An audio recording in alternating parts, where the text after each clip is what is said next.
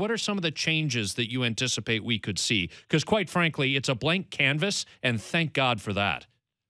Well, I can't wait to find out, and we have the game for you tonight at 8:30 on Sportsnet. So we're really pumped to see what Sheldon Keefe's tenure is going to bring here with the Toronto Maple Leafs. But the examples you used, Mike, or Scott, are great examples. I've been saying this for a while now. To me, I think Mike Babcock's reluctance to make certain changes and to be able to deviate from what his game plan was maybe also caused some issues. And what I mean by that is Tyson Barrie obviously wasn't feeling it. Things haven't been going well. Why not get him a little power play love? Let him get that first goal as a league. Let him feel a bit of confidence. And I said the exact same thing. Why not put him on the power play with Morgan Riley and try a 2-defenseman power play? And I know that's not what they've been doing, but it's also hasn't been working. Why not run Matthews and Tavares and Marner when they're healthy out there for a much greater amount of time? I mean, Draisaitl and Connor McDavid are the two leading ice time for forwards per game. Look at the success they're having. And you have guys, you're paying that kind of money, and you have those types of lofty expectations. And, as it stands now, Austin Matthews is 22nd in ice time for forwards. So, I mean, that's not egregious, but it's not, is Austin Matthews the 22nd best forward in the league? I think most people would argue, no, he's not. And he deserves more ice time and should be playing more. And I think that's part of the equation, guys, that there just hasn't been that connect between, making the adjustments when things aren't going well and trying some new things. And I think what we'll see with Sheldon Keefe is, he has the same mindset, I believe, as Kyle Dubas, and I think they have the same sort of belief system. They have a history together, and I think there might be a greater level of willingness to try different things and to shake things up and to make in-game adjustments and to sense, hey, Nylander's not going tonight, so he can sit down and watch for a little bit, or this player is really going hot. Let's give him some extra time. Hey, Matthews is killing it tonight. Let's get him out there. Let's get up to 23 minutes tonight. And I think that'll maybe satisfy the fan base on some levels, and it might satisfy the players on some levels. And that's what's going to be compelling to see tonight, what differences we do see on the ice, in-game adjustments from Sheldon Keefe. Here's the way I look at it.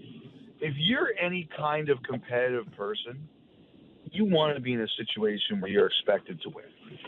Like, do you think that if Sheldon, from what I understand the way Sheldon Keefe is wired, and I know him a little bit, do you think he wants to come into a situation where people say, if you go 4-35-2, you never really had a chance anyway?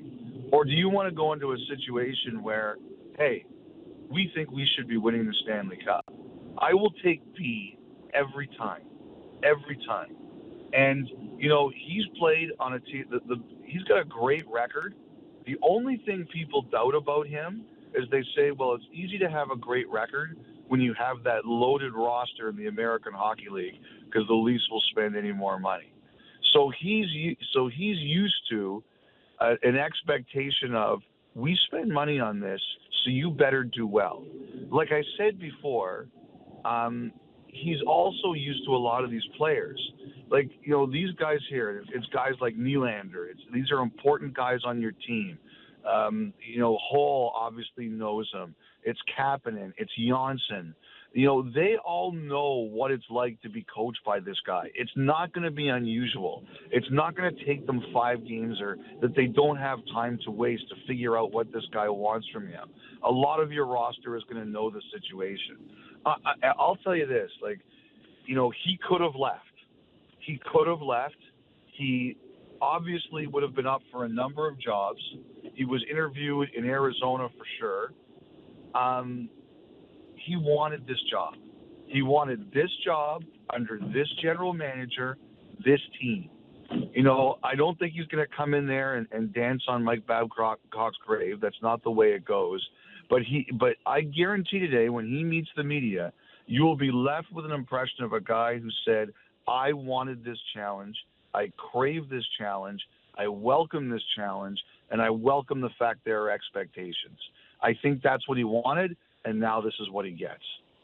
So they retain all the assistants, which came, I would say, as some to some measure of surprise. Do you anticipate now all those guys are safe for the year? I would think so. There's a lot that's got to happen in a short time here, because let's face it, the underlying reason this is going on is that the Leafs are in a fight now for a playoff spot, and so I do think there's probably some value and stability with those voices. Let's remember Paul McFarland and Dave Axtell just being hired over the summertime. At the time those guys were hired, obviously Kyle Dubas knew this was a possibility that he'd be firing Mike Babcock at some point in the near future, and so I don't think you make those decisions without thinking that the guys you're hiring as assistants are probably going to stay beyond him. So, I would expect it will be this way for the rest of the year. Whether it continues beyond that is likely to be contingent on how everyone meshes, how it works, if they want to stay, if Sheldon Keefe wants to keep them.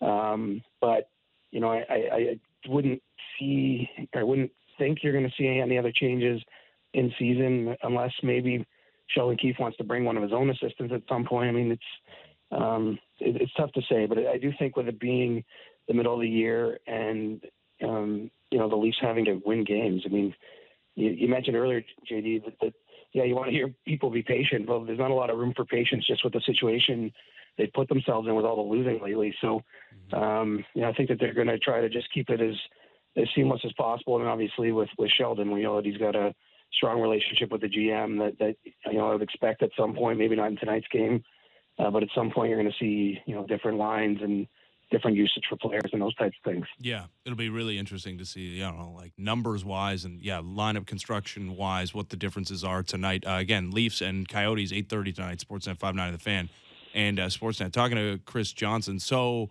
we talked about the assistant coaches remaining for the rest of the season. How confident are you that the roster won't see a big shakeup before the trade deadline as well? Like, what is the thinking as far as seeing a sample size with these guys under this head coach?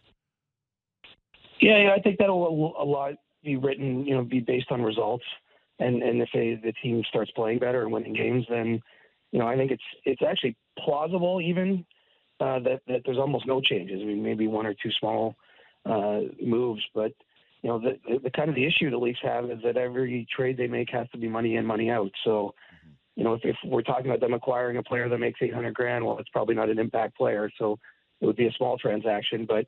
If you're talking about a player that makes $4 or $5 or $6 or $7 million, you've got to erase that amount of money from the roster and making that trade. And so then you're looking at trading more core pieces that they've all just signed these guys, right? I mean, I can't imagine that they're looking to trade Andreas Janssen or Kasperi Kapanen, even William Nylander after going through contract negotiations with them in the last year. So it could go one of two ways. I mean, I don't think they're going to be able to make much change for change's sake. But if they feel the roster is flawed, they could trade a $4 million player off the roster and bring one in or something similar to that. And so, I think that you'll just have to watch it unfold. But if I'm making an educated guess, I would say that they're probably not looking to make many deals, to be honest. I think that they believe in the group. They're kind of tied to it because of the cap. And, they're going to, put it in the coach's hands to get more out of them